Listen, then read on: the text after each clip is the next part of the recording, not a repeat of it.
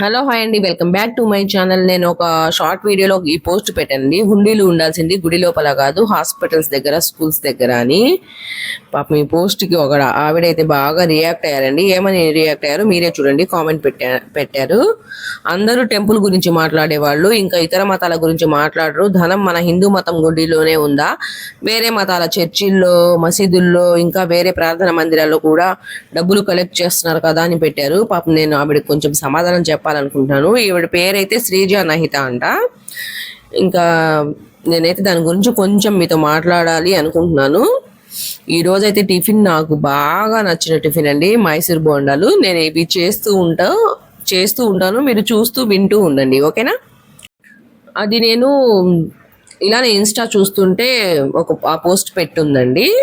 ఆ ఇమేజ్తో నాకు ఎందుకో కొంచెం బాగా నచ్చి నేను ఇందులో పోస్ట్ చేశాను యూట్యూబ్లో. అయితే అందులో హుండీలు ఉండాల్సింది గుడి ముందర కాదు, హాస్పిటల్స్ దగ్గర, స్కూల్స్ దగ్గర అని ఉంది. అంతే తప్ప గుళ్ళు, మసీదులు, చర్చిలు అని అక్కడ చర్చించలేదండి.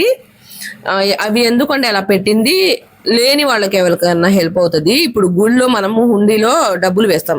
ముఖ్యంగా ఇంకో విషయం అండి, గుడిలోనే ఉండదండి హుండీ, గుళ్ళో ఉంటుంది, చర్చిలో ఉంటుంది, మసీదుల్లో ఉంటుంది. మీరు మతాల గురించి మాత్రం మాట్లాడొద్దు. అసలు మతం అనేది మనం సృష్టించుకున్నదేనండి, దేవుడు అయితే చెప్పలేదు. మీరు అలా అంటున్నందుకు నాకైతే సిగ్గుగా ఉంది. మరి మీకు ఎలా ఉందో నాకైతే తెలీదు.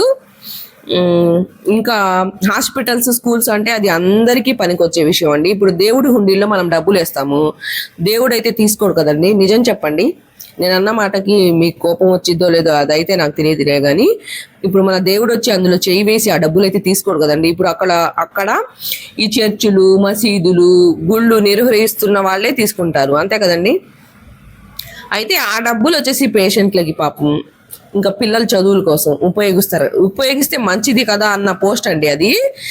దేవుడి గురించి తప్పుగా మాట్లాడే పోస్ట్ అయితే కాదు. మీకు అర్థం కాలేదేమో, పాపం అది అర్థమయ్యానేమో. సెకండ్ డే అయితే అది కామెంట్ అయితే ఆవిడ డిలీట్ చేశారు. ఆవిడ డిలీట్ చేయక ముందే నేను అది స్క్రీన్ షాట్ చేశాను ఆవిడతో కొంచెం ఈ మాట మాట్లాడాలని.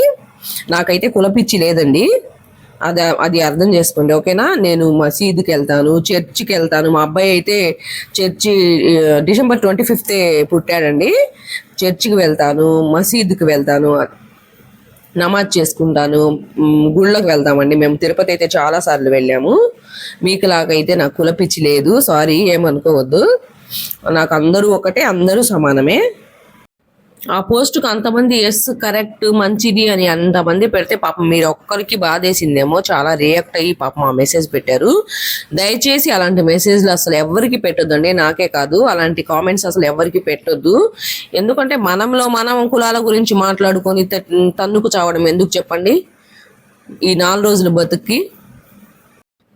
కులాల గురించి, మతాల గురించి అన్ని సినిమాలు, అన్ని మూవీస్లో, అన్ని సీరియల్స్లో చూపిస్తున్నారండి. మరి ఎందుకో కొంతమంది ఇంకా రియాక్ట్ అవుతూనే ఉన్నారు. పాపం మీరు పట్టించుకోవాల్సింది కులాల గురించి కాదండి, మనుషుల గురించి.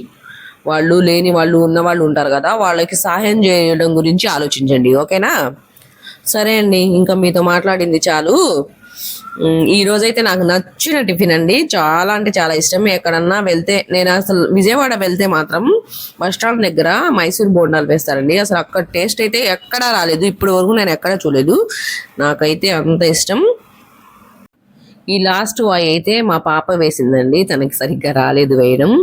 టేస్ట్ అయితే చాలా బాగుంది. సరే అండి, మరో వీడియోతో మళ్ళీ కలుస్తాను, అంతవరకు సెలవు.